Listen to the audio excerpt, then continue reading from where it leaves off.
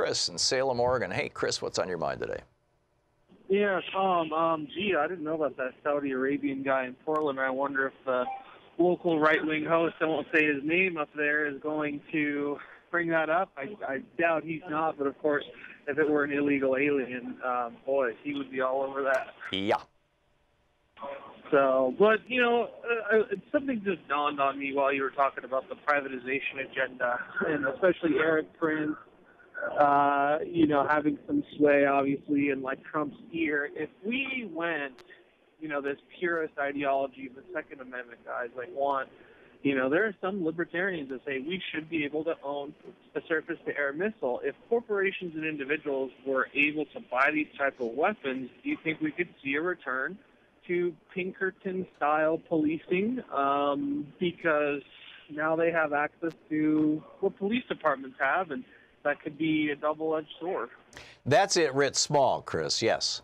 Writ large, look at the U.S. forces in Iraq. Right now we're down, our soldiers, in quotes, are down to basically just supporting the local Iraqi military. You know, we do airstrikes.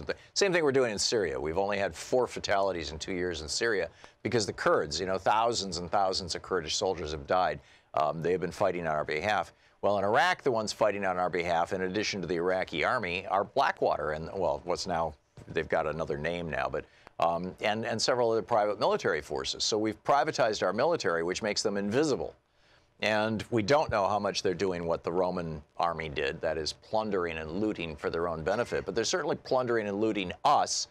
You know, we're paying a couple $100,000 per soldier per year for these guys, whereas a regular GI costs us about $30,000 a year at, you know, entry level. And so the question, Chris, is if this policy that we have put into place in Iraq and Afghanistan, and perhaps in other parts of the world, you know, most of this stuff is classified and we just don't know the details. But if this policy of privatizing our military comes home and we see the privatization of our police departments, then I think it's very, very possible that the scenario that you're talking about, you know, this really a bizarre Blade Runner scenario might end up being played out here in the United States. What do you think?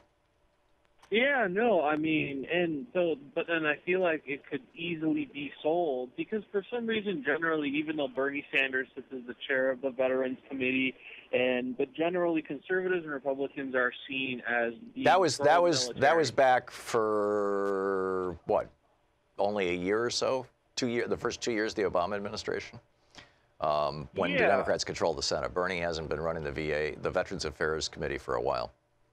Okay, well, I mean, but we need to have this meme. I feel like Sammy Duckworth and the gal over in I'm trying to remember her name, in Hawaii, the representative over there.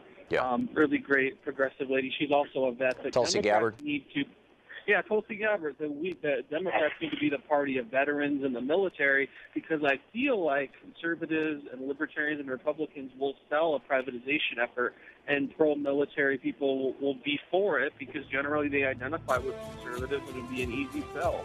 Yeah, yeah.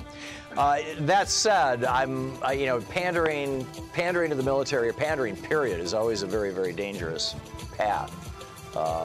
You know, we need to be engaging in policy based on what's the best thing for the country, not, you know, what's going to win elections. But your points, Chris, are all very well made. Chris, thanks a lot for the call. We'll be right back.